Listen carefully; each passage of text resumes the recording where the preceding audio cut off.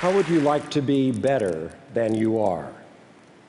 Suppose I said that with just a few changes in your genes, you could get a better memory, more precise, more accurate, and quicker. Or maybe you'd like to be more fit, stronger, with more stamina. Would you like to be more attractive and self-confident? How about living longer with good health? Or perhaps you're one of those who's always yearned for more creativity. Which one would you like the most? Which would you like if you could have just one? Creativity. How many people would choose creativity? Raise your hands, let me see. A few, probably about as many as there are creative people here. That's very good. How many would opt for memory? Quite a few more. How about fitness? Few less. What about longevity? The majority. That makes me feel very good as a doctor. If you could have any one of these, it would be a very different world. Is it just imaginary, or is it perhaps possible? Evolution has been a perennial topic here at the TED conference. But I want to give you today one doctor's take on the subject.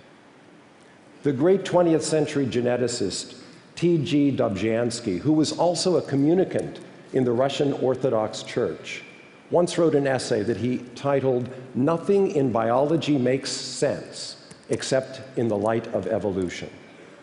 Now, if you are one of those who does not accept the evidence for biological evolution, this would be a very good time to turn off your hearing aid, take out your personal communications device, I give you permission, and perhaps take another look at Catherine Schultz's book on being wrong, because nothing in the rest of this talk is going to make any sense whatsoever to you. But if you do accept biological evolution, consider this. Is it just about the past, or is it about the future? Does it apply to others, or does it apply to us? This is another look at the tree of life. In this picture, I've put a bush with a center branching out in all directions, because if you look at the edges of the tree of life, every existing species at the tips of those branches has succeeded in evolutionary terms. It has survived. It has demonstrated a fitness to its environment. The human part of this branch, way out on one end, is, of course, the one that we are most interested in. We branched off of a common ancestor to modern chimpanzees about 6 or 8 million years ago. In the interval, there have been perhaps 20 or 25 different species of hominids. Some have come and gone. We have been here for about 130,000 years. It may seem like we're quite remote from other parts of this tree of life, but actually, for the most part, the basic machinery of our cells is pretty much the same. Do you realize that we can take advantage and commandeer the machinery of a common bacterium to produce the protein of human insulin used to treat diabetics? This is not like human insulin. This is the same protein that is chemically indistinguishable from what comes out of your pancreas. And speaking of bacteria, do you realize that each of us carries in our gut more bacteria than there are cells in the rest of our body? Maybe 10 times more. I mean, think of it. When Anthony Damasio asks about your self-image, do you think about the bacteria? Our gut is a wonderfully hospitable environment for those bacteria. It's warm, it's dark, it's moist, it's very cozy. And you're going to provide all the nutrition that they could possibly want with no effort on their part. It's really like an easy street for bacteria, with the occasional interruption of the unintended forced rush to the exit. But otherwise, you are a wonderful environment for for those bacteria, just as they are essential to your life. They help in the digestion of essential nutrients, and they protect you against certain diseases. But what will come in the future? Are we at some kind of evolutionary equipoise as a species, or are we destined to become something different, something perhaps even better adapted to the environment? Now let's take a step back in time to the Big Bang. 14 billion years ago, the Earth, the solar system, about 4.5 billion years. The first signs of proto-life, maybe 3 to 4 billion years ago on Earth. The first multi-celled organisms, perhaps as much as 800 or 1 billion years ago. And then the human species finally emerging in the last 130,000 years. In this vast, unfinished symphony of the universe, life on Earth is like a brief measure, the animal kingdom like a single measure, and human life a small grace note. That was us. That also constitutes the entertainment portion of this talk, so I hope you enjoyed it. Now, when I was a freshman in college, I took my first biology class. I was fascinated by the elegance and beauty of biology. I became enamored of the power of evolution, and I realized something very fundamental. In most of the existence of life with single-celled organisms, each cell simply divides, and all of the genetic energy of that cell is carried on in both daughter cells. But at the time multi-celled organisms come online, things start to change. Sexual reproduction enters the picture. And very importantly, with the introduction of sexual reproduction that passes on the genome, the rest of the body becomes expendable. In fact, you could say that the inevitability of the death of our bodies enters in evolutionary time at the same moment as sexual reproduction. Now, I have to confess, when I was a college undergraduate, I thought, okay, sex, death, death for sex, seemed pretty reasonable at the time. But with each passing years, I've come to have increasing doubts. I've come to understand the sentiments of George Burns, who was performing still in Las Vegas well into his 90s. And one night, there's a knock at his hotel room door. He answers the door. Standing before him is a gorgeous, scantily clad showgirl. She looks at him and says, "I'm here for super sex."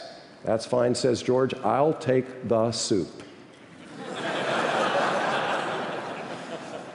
I came to realize, as a physician, that I was working toward a goal which was different from the goal of evolution. Not necessarily contradictory, just different. I was trying to preserve the body. I wanted to keep us healthy. I wanted to restore health from disease. I wanted us to live long and healthy lives. Evolution is all about passing on the genome to the next generation, adapting and surviving through generation after generation. From an evolutionary point of view, you and I are like the booster rockets designed to send the genetic payload into the next level of orbit and then drop off into the sea. I think we would all understand the sentiment that Woody Allen expressed when he said, "I don't want to achieve immortality through my work, I want to achieve it through not dying." Evolution does not necessarily favor the longest lived. It doesn't necessarily favor the biggest, or the strongest, or the fastest, and not even the smartest. Evolution favors those creatures best adapted to their environment. That is the sole test of survival and success. At the bottom of the ocean, bacteria that are thermophilic and can survive at the steam vent heat that would otherwise produce, if fish were there, sous vide cooked fish, nevertheless have managed to make that a hospitable environment for them. So what does this mean as we look back at what has happened in evolution and as we think about the place again of humans in evolution, and particularly as we look ahead to the next phase? I would say that there are a number of possibilities. The first is that we will not evolve. We have reached a kind of equipoise. And the reasoning behind that would be, first, we have, through medicine, managed to preserve a lot of genes that would otherwise be selected out and be removed from the population. And secondly, we as a species have so configured our environment that we have managed to make it adapt to us as well as we adapt to it. And by the way, we immigrate and circulate and intermix so much that you can't any longer have the isolation that is necessary for evolution to take place. A second possibility is that there will be evolution of the traditional kind, natural, imposed by the forces of nature. And the argument here would be that the wheels of evolution grind slowly, but they are inexorable. And as far as isolation goes, when we as a species do colonize distant planets, there will be the isolation and the environmental changes that could produce evolution in the natural way.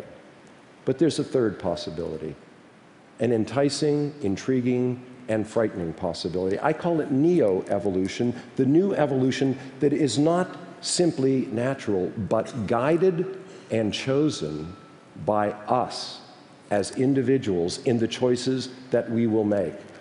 Now, how could this come about? How could it be possible that we would do this?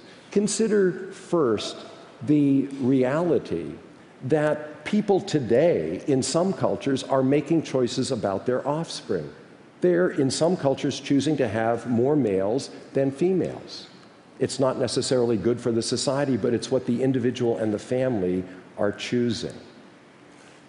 Think also if it were possible, ever, for you not simply to choose the sex of your child, but for you in your body to make the genetic adjustments that would cure or prevent diseases. What if you could make the genetic changes to eliminate diabetes or Alzheimer's or reduce the risk of cancer or eliminate stroke? Wouldn't you want to make those changes in your genes? If we look ahead, these kind of changes are going to be increasingly possible. The Human Genome Project started in 1990, and it took 13 years.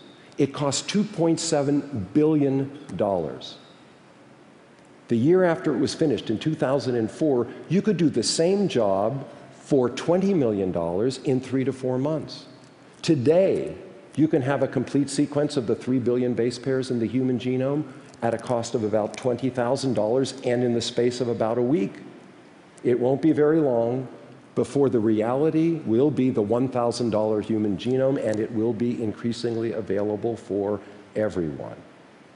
Just a week ago, the National Academy of Engineering awarded its Draper Prize to Francis Arnold and Willem Stemmer, two scientists who independently developed techniques to encourage the natural process of evolution to work faster and to lead to desirable proteins in a more efficient way, what Francis Arnold calls directed evolution. A couple of years ago, the Lasker Prize was awarded to the scientist Shinya Yamanaka for his research in which he took an adult skin cell, a fibroblast, and by manipulating just 4 genes, he induced that cell to revert to a pluripotential stem cell, a cell potentially capable of becoming any cell in your body. These changes are coming. The same technology that has produced the human insulin in bacteria can make viruses that will not only protect you against themselves, but induce immunity against other viruses. Believe it or not, there's an experimental trial going on with vaccine against influenza that has been grown in the cells of a tobacco plant. Can you imagine something good coming out of tobacco? These are all reality today, and the future will be ever more possible. Imagine then just 2 other little changes. You can change the cells in your body But what if you could change the cells in your offspring? What if you could change the sperm and the ova, or change the newly fertilized egg and give your offspring a better chance at a healthier life? Eliminate the diabetes, eliminate the hemophilia, reduce the risk of cancer. Who doesn't want healthier children? And then that same analytic technology, that same engine of science that can produce the changes to prevent disease will also enable us to adopt super attributes, hyper capacities, that better memory. Why not have the quick wit of a Ken Jennings, especially if you can augment it with the next generation of the Watson machine? Why not have the quick twitch muscle that will enable you to run faster and longer? Why not live longer? These will be irresistible. And when we are at a position where we can pass it on to the next generation and we can adopt the attributes we want, we will have converted old-style evolution into neo-evolution. We'll take a process that normally might require 100,000 years, and we can compress it down to 1,000 years, and maybe even in the next 100 years. These are choices that your grandchildren or their grandchildren are going to have before them. Will we use these choices to make a society that is better, that is more successful, that is kinder? Or will we selectively choose different attributes that we want for some of us and not for others of us? Will we make a society that is more boring and more uniform, or more robust and more versatile?